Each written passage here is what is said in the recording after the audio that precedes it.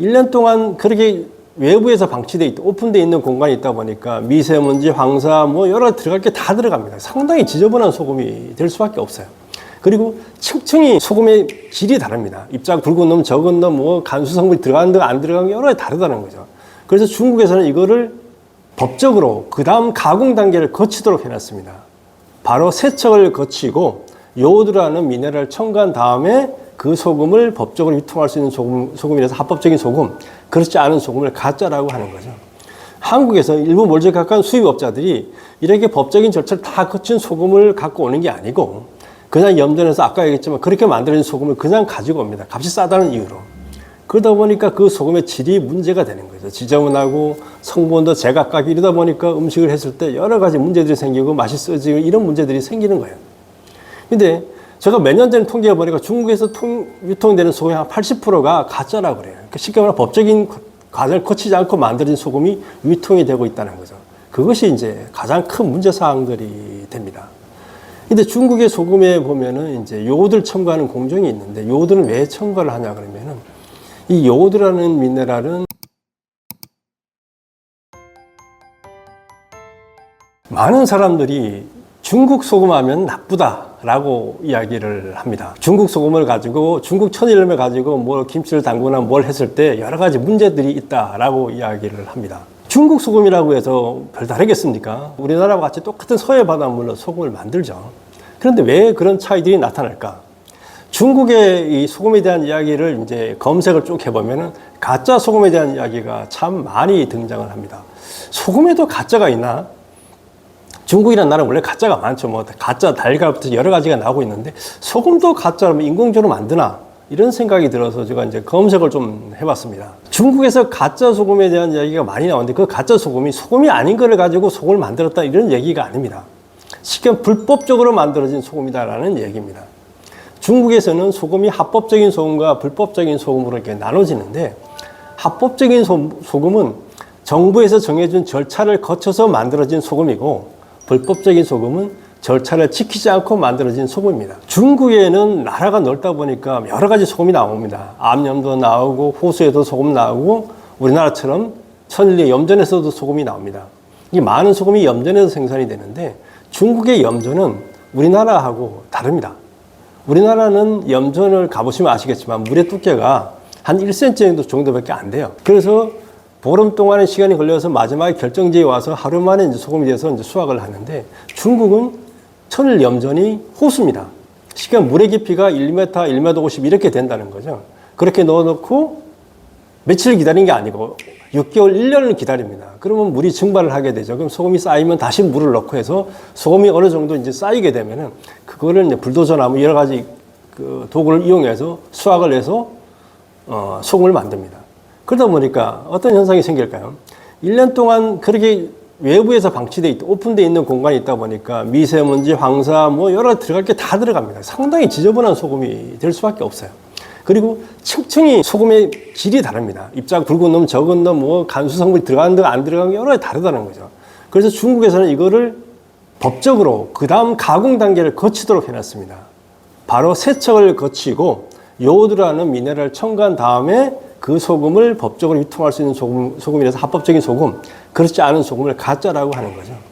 한국에서 일부 몰제각한 수입업자들이 이렇게 법적인 절차를 다 거친 소금을 갖고 오는 게 아니고 그냥 염전에서 아까 얘기했지만 그렇게 만들어진 소금을 그냥 가지고 옵니다. 값이 싸다는 이유로.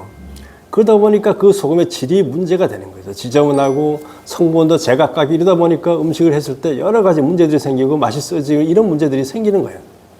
근데 제가 몇 년 전에 통계해 보니까 중국에서 유통되는 소금의 한 80%가 가짜라고 그래요. 그러니까 쉽게 말하면 법적인 과정을 거치지 않고 만들어진 소금이 유통이 되고 있다는 거죠. 그것이 이제 가장 큰 문제 사항들이 됩니다. 근데 중국의 소금에 보면은 이제 요오드를 첨가하는 공정이 있는데 요오드는 왜 첨가를 하냐 그러면은 이 요오드라는 미네랄은 하루에 한 150 마이크로그램밖에 안 먹어도 돼요. 되게 적은 거죠. 하지만 이것이 부족하게 되면 심각한 질환이 일어나게 됩니다.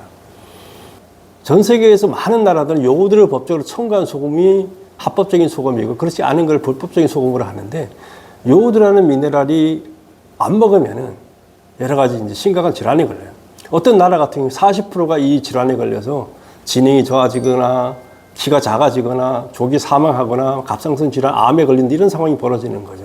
그래서 중국에서 생산되는 소금에는 그런 게 첨가돼서 합법적인 소금이 유통이 되는데 많은 것들이 그냥 이렇게 되다 보니까 불법적인 소금, 가짜 소금들이 이렇게 유통이 되고 있는 상황이 되는 거죠.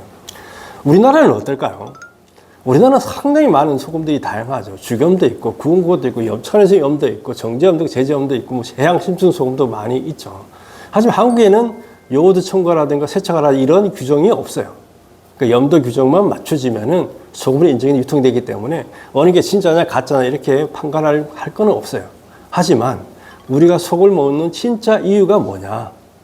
깨끗한 소금, 미네랄이 들어있는 소금 이런 걸 먹어야 되는 거죠. 그렇다면은 어떻게 만들어지고 어떤 미네랄이 어떻게 들어있는지 알아보는 것이 우리가 진짜 소금을 구별해서 먹는 방법들이 아닐까 이렇게 생각을 해봅니다. 우리는 늘 소금을 먹지만 소금 관련 법에 대해서는 잘 모르시는 것 같아요. 소금에도 만들기 위한 규정과 규칙이 있습니다. 어떻게 소금을 만들어라, 소금의 성분은 어떻게 해야 된다, 이런 규정들이 있습니다. 아시는 분은 좀 아시겠지만 제가 개발한 소금은 상당히 오랫동안 불법적인 소금이었어요. 소금의 기준에 맞지 않았기 때문에 소금으로 생산도 해서는 안 되고 만들 수도 없는 소금이었다는 거죠. 이유는 뭐였을까요? 단 하나, 미네랄이 많다라는 거였어요. 칼슘이 너무 많고 마그네슘이 너무 많고 칼륨이 너무 많았다는 이유로 이 소금은 생산하거나 판매를 할 수 없는 소금이었다라는 거죠. 저희들이 세계에서 가장 미네랄이 많은 소금을 개발해 놓고도 오랫동안 이 문제 때문에 고심에 고심을 거듭하고 상당히 많은 시간을 투자를 했어야 했습니다. 결과적으로 소금 관련 법을 3가지나 바꿔서 이 소금이 이제 세상에 나올 수 있게 되었던 거죠. 그러니까 2008년 그 이전까지만 해도 천일염, 우리가 많이 먹고 있는 천일염은 식용소금으로 인정이 안 됐어요. 식용으로 쓰면 안 되는 소금이었다는 거죠. 쉽게 말하면 그냥 배추를 절일 때라든가 염장을 할 때는 써도 되는데 음식에 넣거나 이렇게는 하지 말라는 거죠. 왜냐하면 지저분하니까. 음식으로 넣어서는 안 되는 소금이 바로 천일염이죠. 그래서 식품 규정에 보면은 비식용 이렇게 해가지고 구분이 딱 되어 있어서 그 관할도 뭐 식약청이나 이런 게 아니고 산업통상자원부에서 관할하는 광물로서 이제 취급이 되었던 거죠. 그 상황에서 미네랄이 가장 많은 소금이 나왔던 거죠. 그러다 보니까 이건 법적으로 인정도 안 되고 팔 수 없고 생산도 안 되는 소금이었어요. 회사는 오래전에 세웠는데 생산을 할 수도 없고 판매도 할 수 없는 소금, 그 기술을 끌어안고 이제 여러 가지 어려운 시간들을 보냈습니다. 근데 어쨌든 간에 법을 바꿔야죠.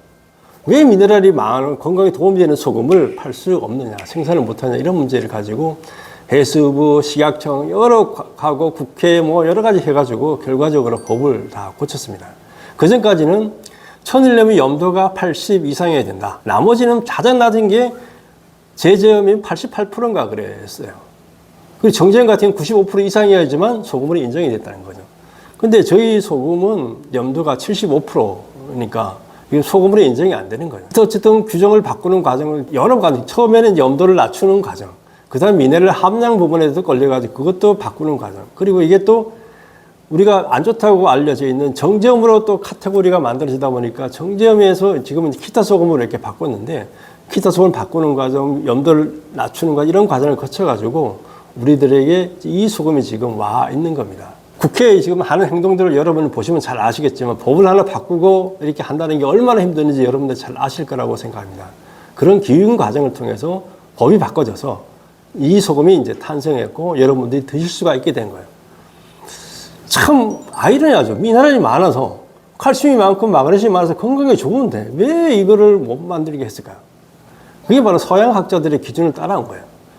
우리가 과거에는 소금 하면은 그냥 바닷물 졸이면 만들어지는 게 소금이라는 거였어요. 그죠? 근데 그 서양 학자들이 딱 분석을 해보니까 염화나트륨, 나트륨이 제일 많다라는 거죠. 그럼 염화나트륨이 소금이네? 염화나트륨이 짠맛이 나네? 그럼 나머지는 뭐야? 나머지는 다 불순물 취급을 해버렸다는 거죠. 마그네슘, 칼슘 이런 거 다 불순물, 다 빼버리는 거죠.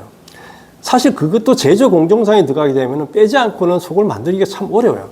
칼슘이 들어가면 기계를 다 망가집니다. 마그네슘 잘 아시죠? 우리가 간수라는 게 마그네슘인데 걔들이 들어가게 되면 쓴맛이 납니다.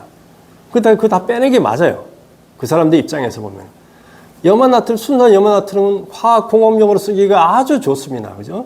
그러다 보니까 다 제거하고 염화나트륨만 소금. 그래서 외국 같은 경우 전부 다 95% 이상이야만 소금을 인정하는 나라들도 되게 많이 있어요. 근데 어쨌든 저희들 다행히 우리나라는 이제 바꾼 거죠.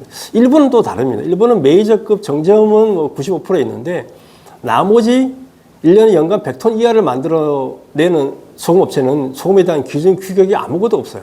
자기 마음대로 만들어내도 된다는 거죠. 왜? 자율화시켜서 더 좋은 소금 만들 수 있도록 경쟁을 촉발시키는 이런 상황이 만들어져 있는 거죠. 어쨌든 한국은 염도가 70으로 내려와서 저희 소금이 이제 만들어질 수 있게 되는 상황이 된 거죠. 어렵게 만들어집니다. 법을 바꾸어서 탄생한 소금이 바로 이 소금이라고 할 수가 있는데, 미네랄이 풍부한 소금을 만들겠다고 하는 일념이 만들어낸 결과라고 할 수가 있습니다. 미네랄 소금, 진짜 귀하고 소중한 것들입니다. 그리고 건강을 위해서 우리가 꼭 챙겨 먹어야 될 소금이라고 할 수가 있습니다.